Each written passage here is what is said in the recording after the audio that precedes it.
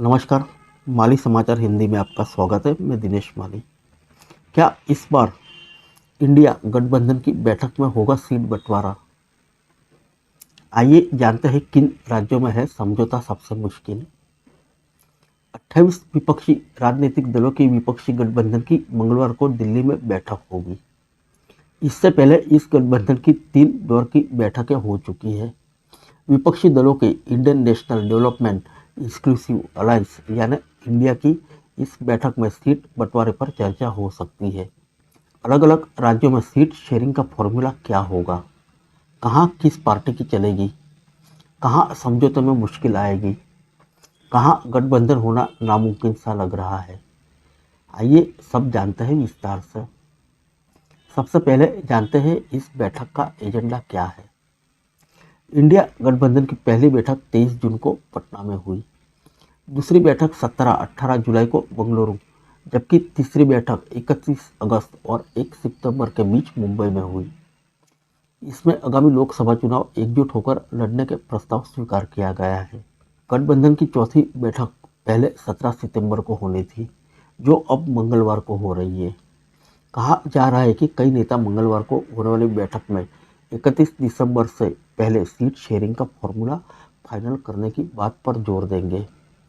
कुछ नेताओं का मानना है कि हालिया विधानसभा चुनाव के परिणाम को देखते हुए भाजपा का मुकाबला बेहतर रणनीति से करना होगा। इसके साथ ही गठबंधन के एक संयोजक, प्रवक्ता और साझा सचिवालय बनाने पर भी चर्चा हो सकती है। क्या 5 राज्यों के विधानसभा चुनाव परिणाम का असर हुआ है? आइए जानते हैं। हाल ही में हुए 5 राज्यों के विधानसभा चुनाव का परिणाम का असर गठबंधन के बीच सीट बंटवारे पर भी पड़ता दिखाई दे रहा है। कांग्रेस को मध्य प्रदेश, राजस्थान और छत्तीसगढ़ में उम्मीद के मुताबिक सफलता नहीं मिली। ऐसे में इन राज्यों में सपा और राष्ट्रीय लोकदल जैसी सहयोगी पार्टी भी सीट मांग सकते हैं। हालांकि इन राज्यों में मिले वोट शेयर से कांग्रेस उत्साहित है। पार्टी का मानना है कि इन राज्यों में अन्य दलों के पास कोई ठोस दावेदारी नहीं है। इन तीनों राज्यों में भाजपा और कांग्रेस के बीच सीधा मुकाबला होता दिखाई देता है। वहीं कर्नाटक के बाद तेलंगाना में मिली सफलता से दक्षिण भारत में कांग्रेस की स्थिति मजबूत हुई है। इस दोनों राज्यों में सक्रिय प्रमुख दलों में कोई भी दल गठबंधन का हिस्सा नहीं है। ऐसे में इन राज्यों में भी कांग्रेस को कोई अन्य सहयोगी दावेदारी पेश करता नहीं दिख रहा। आइए जानते हैं सीट बंटवारे का क्या होगा फॉर्मूला। अब तक आई रिपोर्ट्स के मुताबिक विपक्षी गठबंधन के ज़्यादातर दल यह कह रहे हैं कि जिस राज्य में जो प्रभावी, वहाँ गठबंधन की अगुवाई वही करेगा। यानी जहाँ जो दल ताकतवर होगा वही सीट बंटवारे में बड़ी भूमिका निभाएगा। यानी मध्य प्रदेश, छत्तीसगढ़, राजस्थान, तेलंगाना, कर्नाटक जैसे राज्यों में यह भूमिका कांग्रेस की होगी। वहीं तमिलनाडु में डीएमके बड़ी भूमिका में होगी, तो उत्तर प्रदेश में सपा का रोल अहम होगा।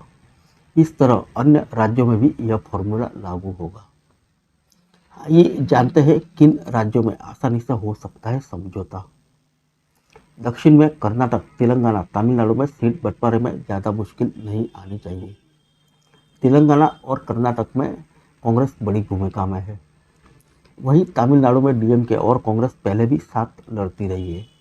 वहीं मध्य प्रदेश, राजस्थान, छत्तीसगढ़, हिमाचल प्रदेश और गुजरात जैसे राज्यों में भी ज़्यादा मुश्किल नहीं आएगी। इन राज्यों में भी कांग्रेस बड़ी भूमिका में है। 5 राज्यों के चुनाव नतीजों के बाद अखिलेश यादव का गुस्सा कम होता दिखाई दे रहा है। अखिलेश एक बार फिर बड़ा दिल दिखाने की बात कर रहे हैं। ऐसे में 80 लोकसभा सीटें वाले सबसे बड़े राज्य उत्तर प्रदेश में सपा और कांग्रेस के बीच समझौतों में ज़्यादा परेशानी नहीं आनी चाहिए। सीटों की संख्या को लेकर जरूर दोनों दल तोलमोल करेंगे। इसके बाद भी मुस्लिम और जाट वोट बैंकों के कांग्रेस की ओर झुकाव को देखते हुए सपा गठबंधन के पक्ष में दिख रही है। आइए जानते हैं किन राज्यों में समझौता होगा चुनौतीपूर्ण। 40 लोकसभा सीट वाले बिहार में लालू और कांग्रेस लंबे समय से साथ है। अब नीतीश कुमार की पार्टी जनता दल यूनाइटेड भी महागठबंधन का हिस्सा है। ऐसे में यहाँ सीटों का बंटवारा एक बड़ी चुनौती होगी। वहीं 48 लोकसभा सीट वाली महाराष्ट्र में शिवसेना और एनसीपी 2 गुट बढ़ चुके हैं। ऐसे में कांग्रेस को यहाँ थोड़ा अपर हैंड होगा। कांग्रेस और एनसीपी पहले भी लोकसभा चुनाव साथ लड़ चुकी है। अब शिवसेना यूबीटी के आने से सीट का बंटवारा यहाँ बड़ी चुनौती होगी। 7 लोकसभा सीट वाली दिल्ली और 13 लोकसभा सीट वाले पंजाब में भी आम आदमी पार्टी और कांग्रेस के बीच सीट बंटवारे का फॉर्मूला क्या होगा, यह देखना भी दिलचस्प होगा। पंजाब में दोनों ही दल आमने सामने रहे। वहीं दिल्ली में कांग्रेस 2019 के नतीजे के आधार पर दावेदारी पेश करेगी तो आप विधानसभा के नतीजों के आधार पर दावा करेगी।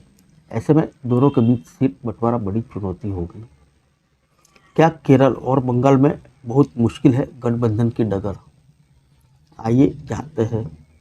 पश्चिम बंगाल की 42 सीटों पर लेफ्ट कांग्रेस और ममता बनर्जी की तृणमूल कांग्रेस के बीच समझौता होना बहुत बड़ी चुनौती है। वहीं केरल में लेफ्ट गठबंधन का एलडीएफ और कांग्रेस के नेतृत्व वाले यूडीएफ के बीच सीट शेयरिंग होना लगभग नामुमकिन सा है। ऐसे में इन दोनों राज्यों में समझौता होना बहुत मुश्किल दिखाई दे रहा है। बंगाल में सीएम ममता बनर्जी तृणमूल कांग्रेस के लिए कितनी सीटें मांगेगी? कांग्रेस और वाम दलों के बीच कितनी सहमति बनेगी? इसका जवाब भी बेहद दिलचस्प होगा। 5 राज्यों के चुनाव के नतीजों के बाद सीएम ममता बनर्जी ने भी बैठक में शामिल न होने की बात कही थी। ऐसे में गठबंधन में शामिल बड़ी पार्टियों के रुख पर सबकी नजर रहेगी। लोकसभा की इंडिया गठबंधन के दलों के कितने हैं सांसद? कांग्रेस इस गठबंधन का सबसे बड़ा दल है। 2019 में पार्टी को 52 सीटें मिली थी। गठबंधन के सहयोगी में दूसरी सबसे बड़ी पार्टी दक्षिण भारत से है।